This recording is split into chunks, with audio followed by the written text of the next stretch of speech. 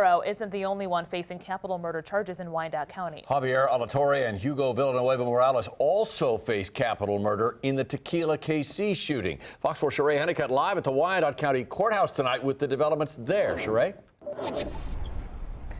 Dome and John, Dupree says he's looking at the death penalty for both men, and if they're convicted, they'll at least spend the rest of their lives in jail. We will fight for justice for every victim in these cases.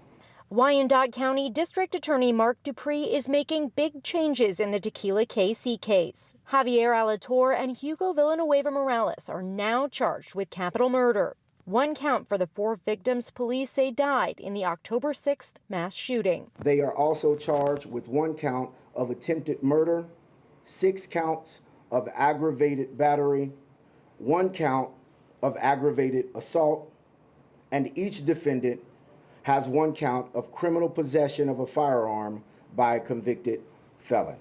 Alatorre was arrested just days after the shooting. However, Villanueva Morales wasn't arrested until December 16th in Mexico. Dupree says he may face more charges later and possibly the death penalty.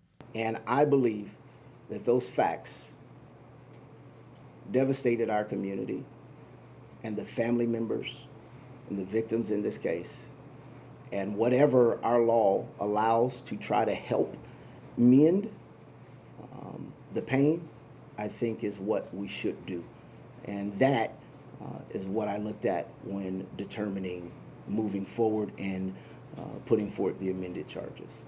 Dupree says he hopes these charges show the community violence like this will not be tolerated in Wyandotte County. And I think it's extremely important that the community knows that as you fight to make sure this is not okay in our community, the law enforcement will do our part in making sure that we don't tolerate it either. And if convicted, that violence could cost them their lives. The gravity of it is ultimately this.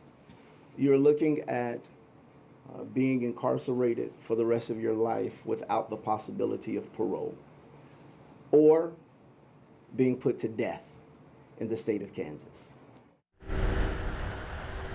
After the press conference, I spoke briefly with Jose Valdez, who was the bartender at the time of the shooting and a very good friend of a lot of the victims. He says he's grateful that Dupree is looking at the death penalty for both men and hopes the families find justice. Sheree Honeycutt, Fox 4 News.